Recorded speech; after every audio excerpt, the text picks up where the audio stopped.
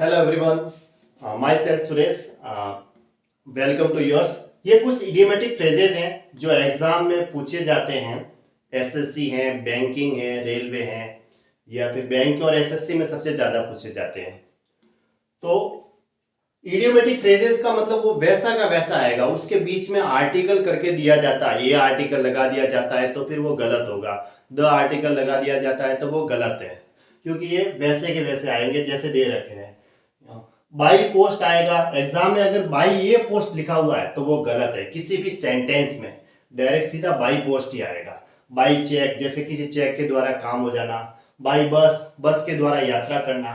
By mistake, कोई काम गलती से ये हो गया, मतलब कोई गलती हो गई बाई मिस्टेक, तो एग्जाम में क्या करेगा वो बाई ये मिस्टेक करके देगा। तो यहाँ इनके बीच में आर्टिकल नहीं आएगा, सिर्फ बाई मिस्टेक। ये इडियोमेटिक फ्रेजेस है।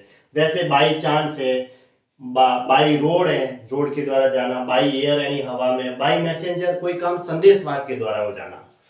और दूसरा इडियोमेटिक फ्रेजेस है जिसमें ये लिखे हुए हैं मैंने, इन फैक्ट है, इन डिटेल है, इन डेंजर, डेंजर मतलब परेशानी, खतरा, इन कंक्लूजन, निष्कर्ष।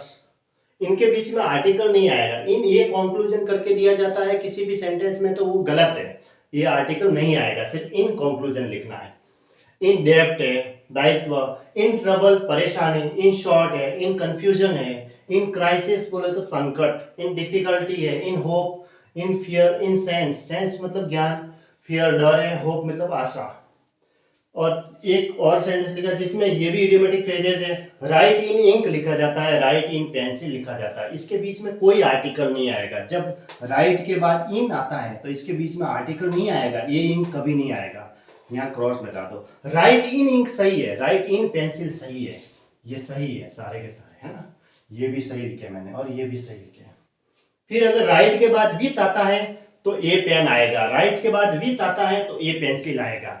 Right with a pencil, write with a pen, write with a pencil, ये इडियोमेटिक फ्रेजेस है। अब ऑन वाले, on strike, on payment, on duty, on leave, on fire. On fire वाला काफी बार एग्जाम में आता है, जैसे कि आग लग जाती है ना, सेट ऑन फायर, तो ये क्या है, इडियोमेटिक फ्रेजेस है। ऑन के बीच में द आर्टिकल या ए आर्टिकल आता है ऑन फायर के बीच में तो वो गलत है, ऑन फायर आएगा, सिर्फ इसके बीच में आर्टिकल नहीं लगेगा। आगे इन ए मूड, देखो ये इडियोमेटिक फ्रेजेस है, इसमें ये आर्टिकल आएगा।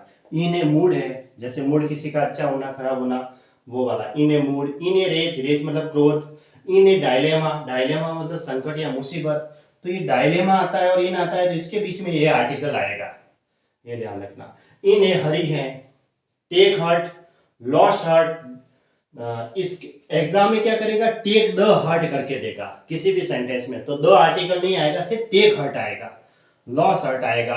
डिपिक्ट वायलेंस, वायलेंस मतलब हिंसा, हिंसा को प्रकट करना, तो डिपिक्ट वायलेंस आएगा।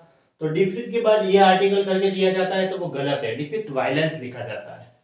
देखो मिलियनर की स्पेलिंग एग्जाम में पूछी जाती है, इसका मतलब होता है करोड़पति। इसके आगे ये आर्टिकल लगाएंगे तो ये मिलियन यानी कि 1 करोड़पति। तो एग्जाम में अगर किसी सेंटेंस में अगर ये मिलियनर आए और उसके आगे ये आर्टिकल नहीं लिखा हुआ है तो वो गलत है, ये आर्टिकल इसमें आएगा। और अगर ये आर्टिकल नहीं लिखे, देखो 2 मिलियनर्स लिखा जाता है, ए का मतलब तो एक होता है, अगर 2 लिखेंगे तो यहाँ प्लूरल हो जाएगा, ये नाउन 2 मिलियनर्स यानी 2 करोड़पति। इसकी स्पेलिंग भी एग्जाम में आती है, ठीक है। ओके।